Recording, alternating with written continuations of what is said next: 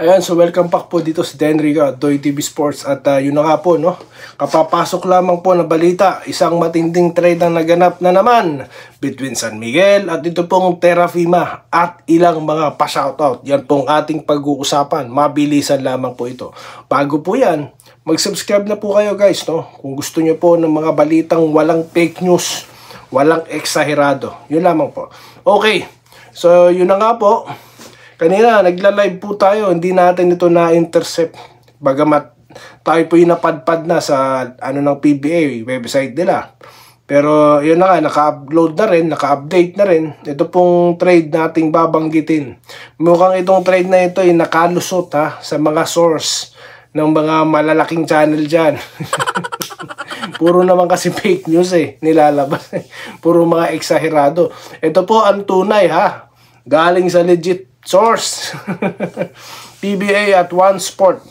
Manuel from San Miguel at Terence Romeo nakapalit naman po ni Terrafima for Tiongson Kahilig, as SMB makes mid-season trade. Ayan. So yan po ang bagong kaganapan. So ito pong San Miguel nakakuha ulit ng mga bata, mukhang nire-refresh nila ang kanilang lineup.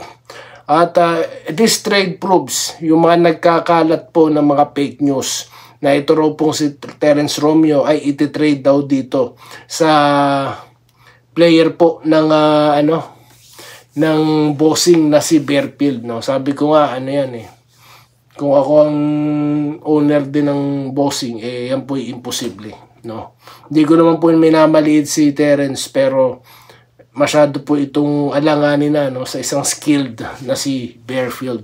Ito pala kapalit ng Terrafima na si Kahilig at ito pong si Tiongson. So yan po. So mukhang titindi po ang lineup dito ng ng Terrafima Bakit ko po nasabi yan? Meron na silang twin tower, si Stand at itong si Big Manuel. Ayan. At sigurado pong babalik ang laro nito ni Manuel dahil magagamit na siya, finally. Meron na siyang playing time sa Terrafima.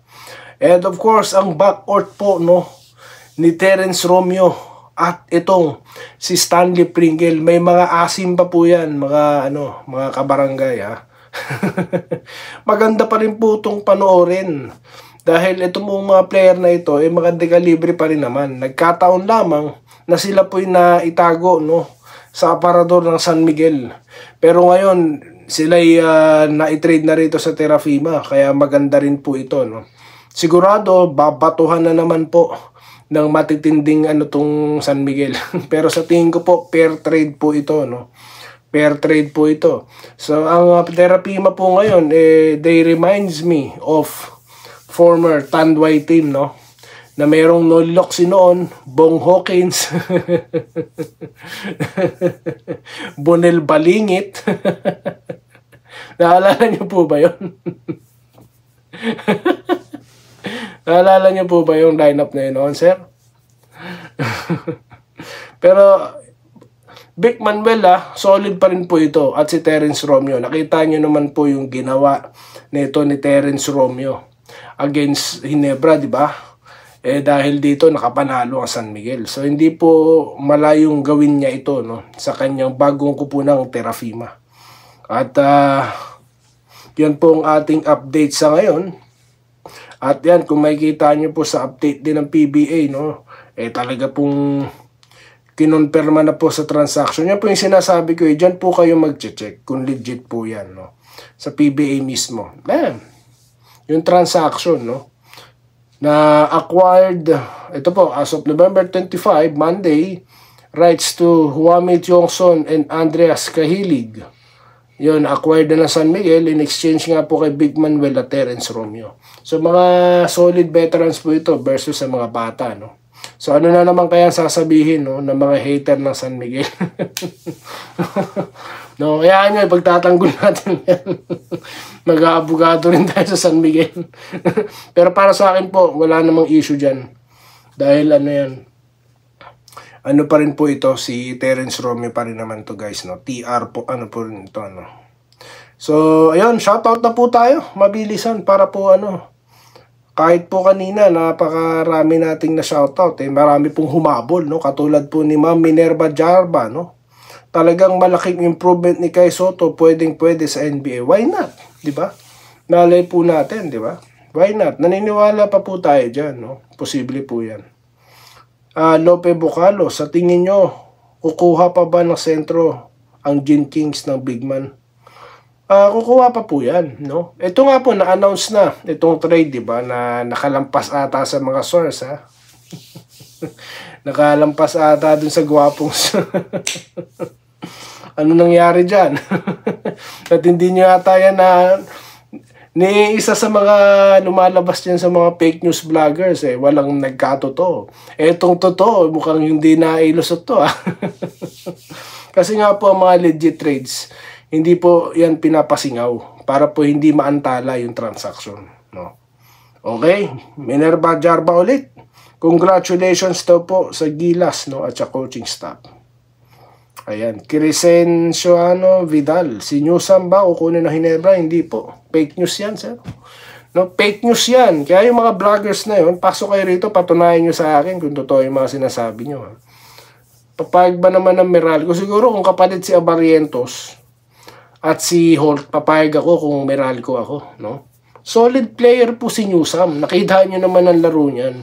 Para nga pong NBA caliber, Biruin mo, titikada ng jump shot, 3-point shot, perimeter shooting, tapos yung depensa, nakita nyo, ginagamit siya ni Coach Tim Cone sa matindihan depensa. Ba't ibibigay ng yan?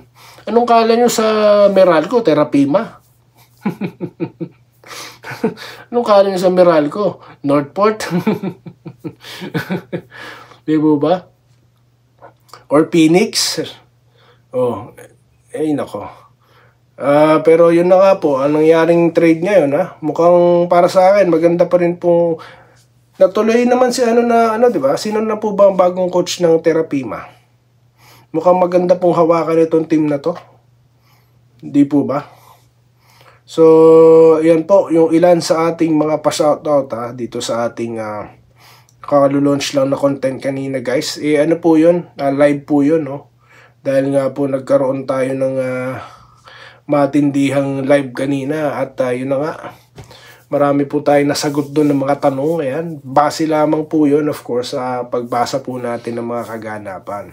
Kaya nga po kanina, mayroon po tayong commenter na sinasabi, ititrade daw po si Berfield dito kay DR7. No? Pero yun nga po, dahil sa trade na yan, ito na i-prove na mali po talaga. No, mali po talaga yun. So, ito po ang totoong trade. Po? So, ano pong masasabi nyo yan? Mag-comment na po kayo sa baba. Babasahin natin sa mga susunod na content. So, yun lamang po, guys, ang ating napag-usapan. At muli, maraming salamat po sa inyong panonood. At magkita-kita po tayo sa mga susunod na video content. Dito lamang sa Doy TV Sports at Enrica YouTube channel. Muli, maraming salamat po sa inyong panonood. Salamat po sa panonood. Subscribe na para sa mga susunod na basketball at boxing videos.